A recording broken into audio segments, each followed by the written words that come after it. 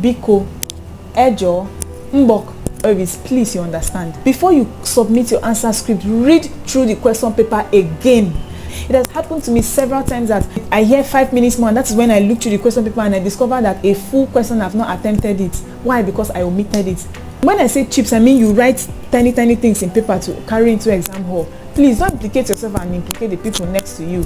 Hi guys, welcome back to my YouTube channel. My name is Jemima. Today we are going to be talking about 15 things to do on your exam day. So I'm not going to waste my time. If you follow this series from the beginning, I've taught you how to study for distinction. I've also taught you how to write theory exam. I've also taught you how to prepare for and write practical exams for distinction. I've also taught you how to prepare for and write MCQ exam. You have made all this preparation, you have studied, you are prepared, but then what are you supposed to do on your exam day? That is what this video is all about. So sit tight and watch.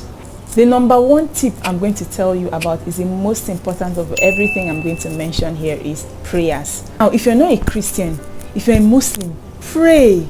If you're a traditional worshiper, offer your sacrifices. If you're a Buddhist, pray.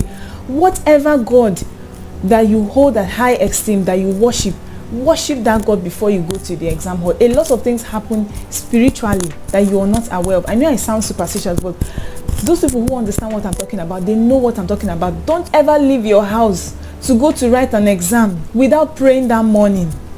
It's very dangerous to walk into the battlefield without fortifying yourself. Make sure you do your prayers that morning before you write the exam.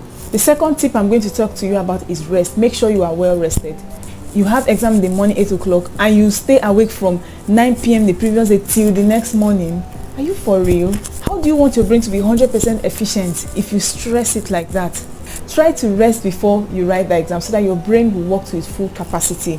The third tip I'm going to talk to you about is eat well. Sorry, I'm looking down because I have the tips that I saved up in my phone. Eat well. Try to eat something before you go for the exam that morning. If you're someone like me that's not a heavy eater, take beverages or take snacks. Even if it's just bread or buns or a bottle of Coke or a bottle of whatever soft drink, just to give your brain a boost of energy, because you are just about to walk into serious brain work. The number 4 tip that I'm going to talk to you about is go early. Don't go late for exam. In my mock professional exam, I went late and I cried like a rat because of long story. If you've not seen that vlog, please go and see it. I'll put the link up here. I cried like a rat because of lateness. I went there late and I was delayed by 30 minutes. Already you'll be destabilized. I was already destabilized. Even after they let me enter the exam hall, I found it difficult to be able to recall certain things that I knew. So don't allow yourself to be destabilized. Don't allow your village people to use you. Go early. Try and go at least 30 minutes before time. The number 5 tip I'm going to talk to you about is go with your own stationaries. Go with your own pen. Go with your own pencil. Go with your own calculator. Go with your own ruler. Go with your own everything. Don't enter exam hall and start disturbing the person sitting next to you. You can implicate yourself. There are certain invigilators that would not permit it. You can be asking your friend for eraser or pencil and they tell you to stand up. Already time is not enough.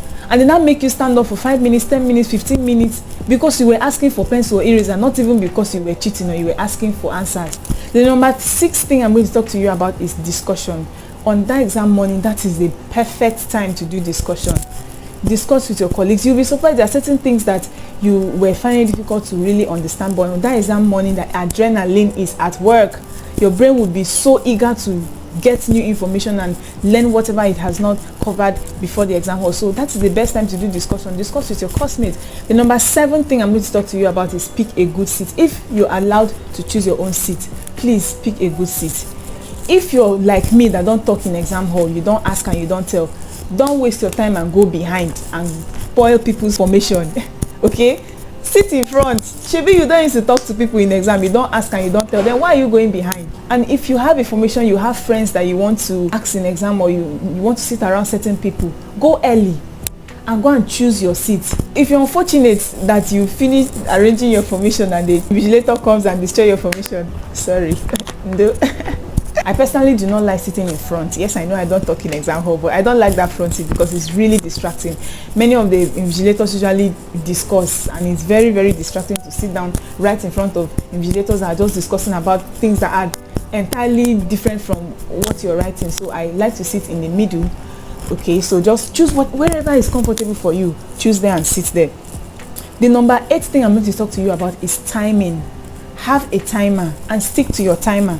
If it's MCQ exam that you're writing, you should have practiced before now. Please go and watch my MCQ tips and tricks video if you've not seen it. I'll put the link up here for you. If it's theory questions and you're given a certain number of questions to answer within a certain number of time, divide it. If it's 20 minutes, you have to answer each question. Stick to that 20 minutes so that you will not finish writing everything about one question and you have less than 5 minutes to finish answering other questions.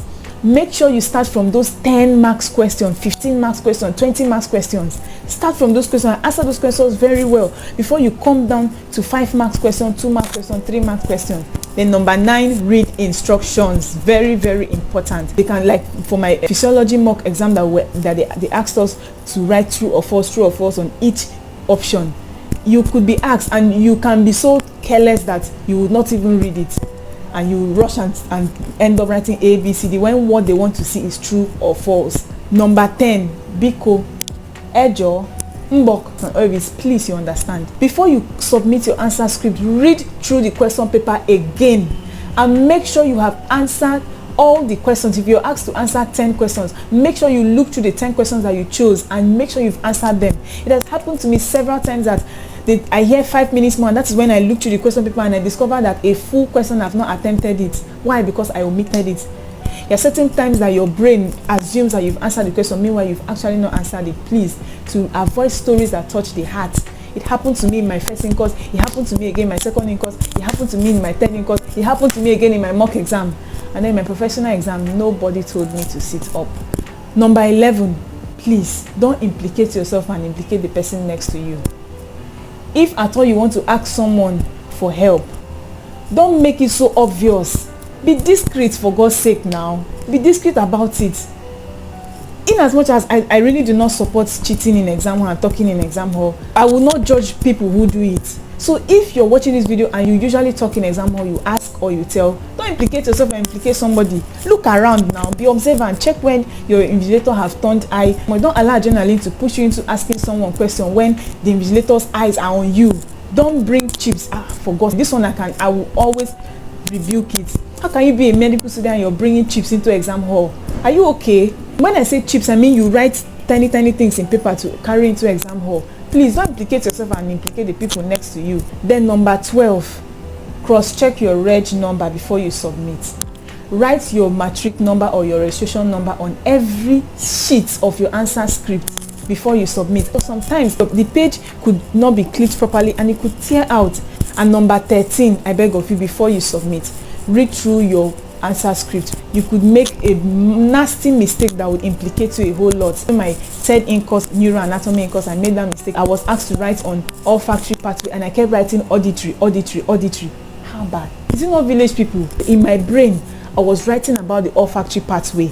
I wrote the olfactory epithelium, but instead of writing olfactory epithelium, I was busy writing auditory epithelium. It's good to read through your work before you submit it. Don't just rush and go and submit, please. Number 14, I would say stay hydrated. If it's possible for you to enter exam hall with a bottle of water, please do. Very important. Try to stay hydrated. The last but not the least, I'll tell you, keep up a positive mental attitude. If you enter the exam hall fidgeting and being afraid, even though there are certain things that you know, there's every possibility that it will escape your memory. So please have a positive mental attitude when you enter your exam hall. If it's your mom or your dad or your husband or your wife or your child or your boyfriend or your girlfriend that you can call to boost your morals before you enter the exam hall, please do. For me, it's my mom. Mommy, I know you're watching this video. I love you so much. I always speak with my mom before I step into exam hall. There's this positive, morale. There's this gingering that usually ginger me that is very important. So just try to speak with one of your loved ones, any of your loved ones, before you step into the exam hall. Someone that will give you this positive vibe, someone that will ginger you before you enter the exam hall. Please do. If you don't have anybody that can ginger you, ginger yourself. Don't have a negative mental attitude before you step into the exam hall. If you watched this video to this point, I'm really grateful. Thank you so much for watching. Next week I'm going to dive into YouTube channels that are very useful to you, and I'm also going to talk about textbooks that are very useful to you in your preclinical class. Give this video a thumbs up if you like it. Subscribe to my channel if you've not done so. Share this video with your friends, your colleagues, your classmates. It's really going to help them. And please come back next week for a mind-blowing video. I remain your girl Jemima. Bye.